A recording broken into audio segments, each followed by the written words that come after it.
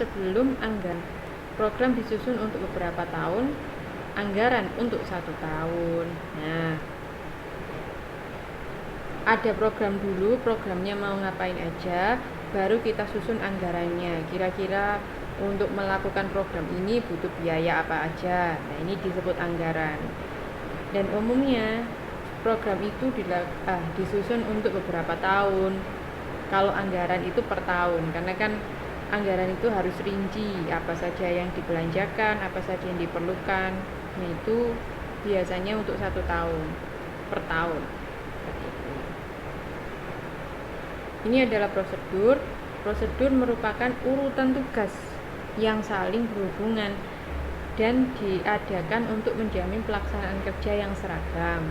Prosedur umumnya terdiri dari bagan alur atau flowchart, formulir, dan uraian tugas. Nah, ini jika teman-teman lihat di gambar 1.3, di sini ada bagan alur prosedur penyusunan anggaran pada perusahaan industri.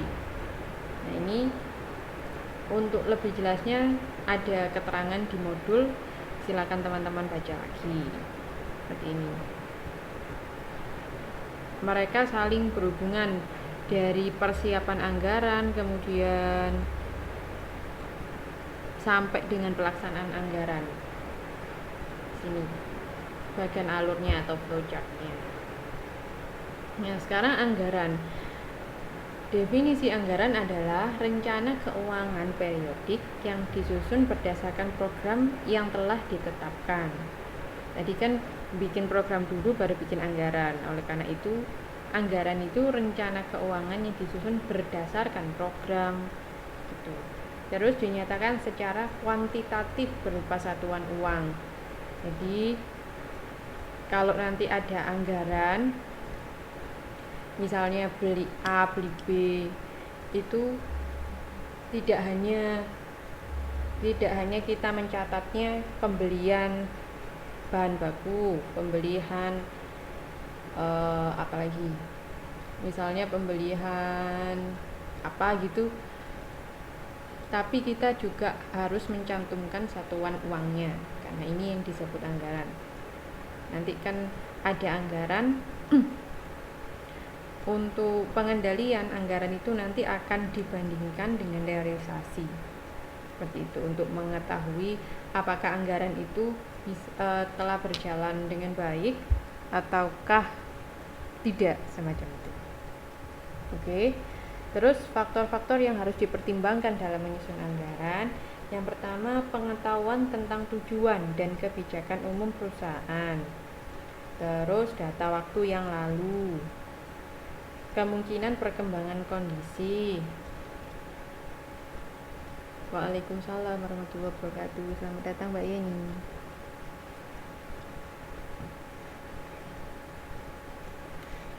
Kemudian pengetahuan tentang taktik, strategi pesaing, dan gerak-gerik pesaing. Terus kemungkinan adanya perubahan kebijakan pemerintah dan penelitian untuk pengembangan perusahaan. Saat kita menyusun anggaran, faktor-faktor ini harus dipertimbangkan. Jadi kan kalau dari data masa lalu, misalnya untuk pembelian bahan baku dulu kita beli besarnya adalah 10 juta misalnya. Kalau gitu tahun ini kita lebih sedikit dari 10 juta dengan pertimbangan perkembangan kondisi ekonomi saat ini seperti ini, terus pesaing seperti ini, seperti bagaimana sehingga kita menyesuaikan anggaran untuk tahun ini seberapa gitu. Ini tentang faktor-faktor yang harus dipertimbangkan. Terus hal lain yang harus dipertimbangkan yaitu anggaran harus dibuat serealistis mungkin, secermat mungkin, tidak terlalu rendah atau tinggi. Nah, misalnya anggarannya sangat direndah, kita bikin anggaran rendah sekali.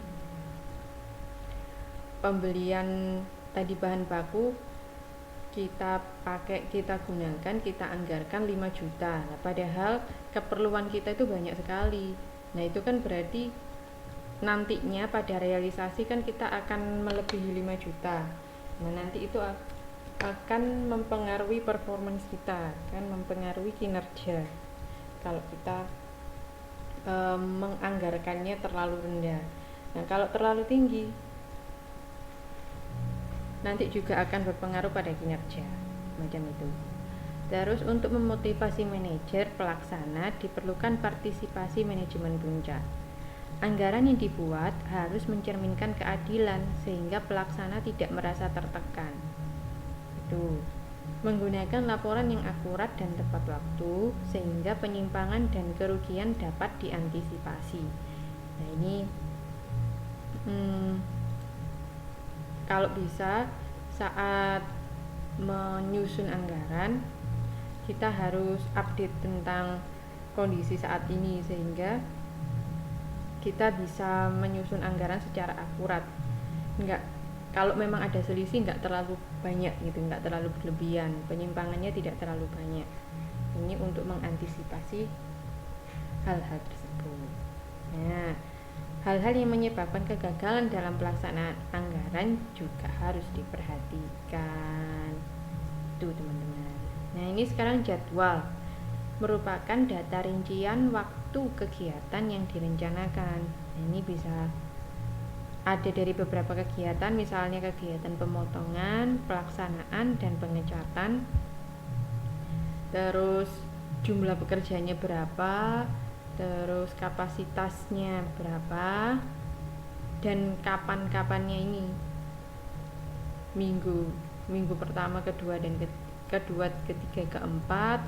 Terus tanggal berapa harus dilaksanakan pemotongan, tanggal berapa harus dilaksanakan ini. Gitu. Ini merupakan jadwal. Kalau rencana lainnya teman-teman bisa lihat di gambar 1.5. Di PowerPoint ini mungkin sangat kecil sekali, teman-teman bisa lihat di modul.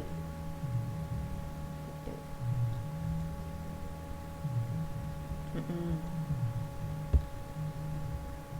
Terus sekarang definisi penganggaran perusahaan. Sampai di sini ada yang ditanyakan sebelum saya lanjutkan?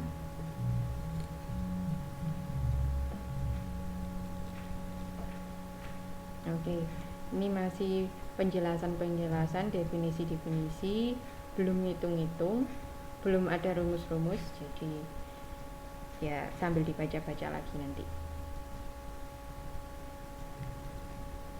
Mbak Aya, ada yang mau disampaikan?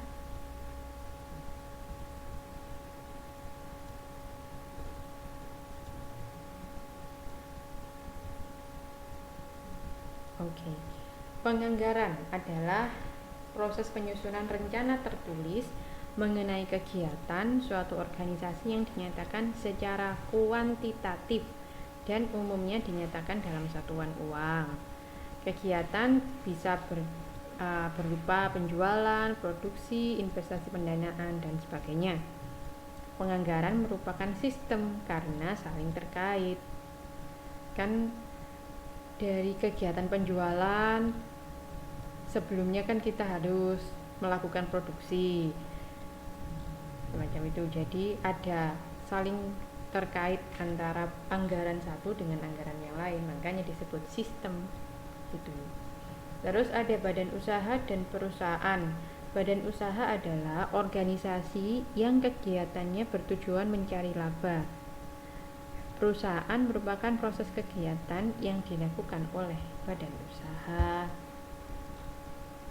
Di sini ada beberapa contoh badan usaha, misalnya BUMN, Perum, Persero, BUMD, badan usaha milik swasta, dan badan usaha lainnya. Ini contoh-contohnya ada di modul. Nanti teman-teman silakan dibaca. Kemudian perusahaan dikelompokkan menjadi 5 jenis. Ada perusahaan industri, perusahaan dagang, perusahaan jasa, agraris, dan perusahaan ekstraktif. Hubungan penganggaran perusahaan dengan bidang ilmu lainnya.